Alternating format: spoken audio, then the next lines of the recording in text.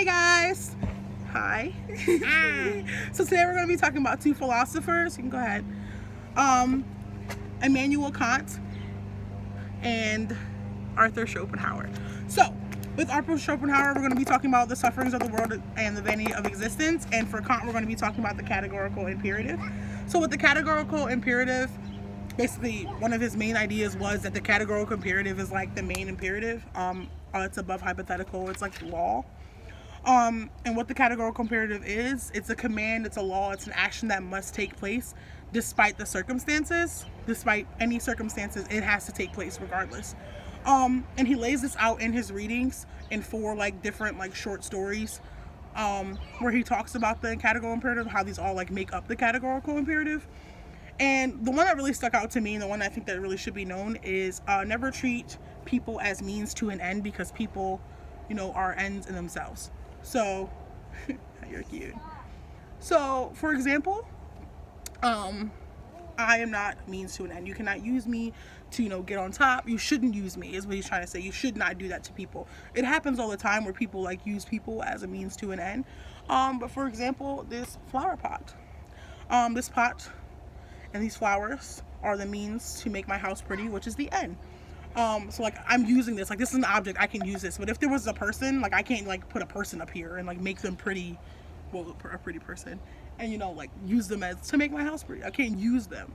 But like these I can use because it's an inanimate object. But what gives us, and why he says we can't be used as means to an end, is because we have moral reasoning. We have moral reasoning which gives us this worth, where we shouldn't be used for certain things like that.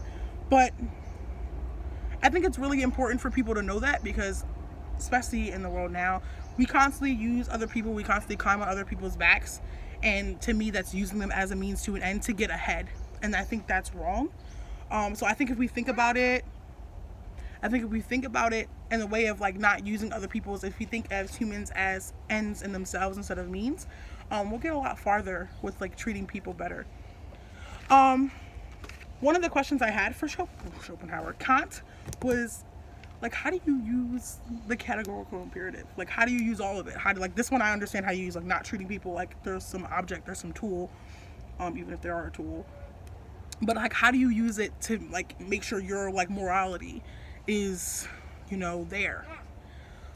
All right, let's go on Schopenhauer. So Schopenhauer is a little far left. Basically, one of his first main ideas was that humans are just suffering. Like, humans are in constant suffering and pain. And the reason we are in this pain and this suffering is because we have desires. And once those desires and goals are met, we are in pain again.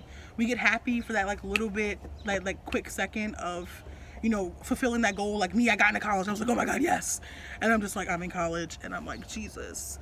Ooh, these classes, like that's like how it is now. I'm in pain because I'm like, I need to pass these grades and stuff like that.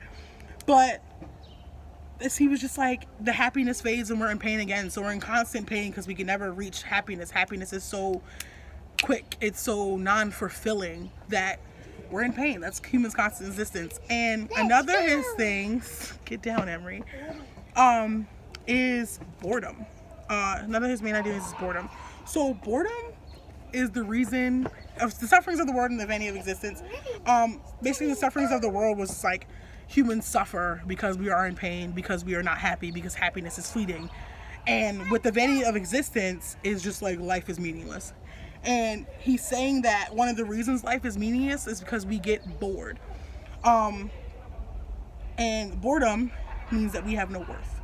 So basically he's saying that like, since boredom is the lack of fulfillment, we already talked about like how happiness is like our fulfillment, we can never achieve long-term happiness, and since then we are always bored.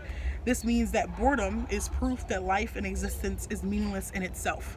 So saying that like life is just like, whoa, like I be sitting on the couch bored and now I'm just like, this is boring. Like, like now he's saying like, oh, like your life is meaningless because, you are bored. You're not like fulfilling happiness. He's saying, but it's not just for me. It's not just for him. It's for everybody. And that's the way he's looking at it. But when I think this is important, like, what am I like? I think this is important because some people are just like, well, does life has meaning? And then you like read stuff like this and you're just like, life doesn't have meaning. But I think it's good to look at it from like two sides point of view, where Kant is like, hey, you know, your life is meaningful because you in itself, you are an end. You are an end, and you have moral reasoning, you have worth. And Kant and Schopenhauer is saying, hey, you know, you're bored a lot. So sometimes, you know, that means like existence in itself is just fleeting and it's meaningless. One of my main concerns with this is it's really like, it's dark. Like the conversation we had in class, it kind of felt dark even though it wasn't. You can have somebody reading this and you're like, oh, my life is meaningless, and that can affect them in a certain way. I think that was just like really like, ooh.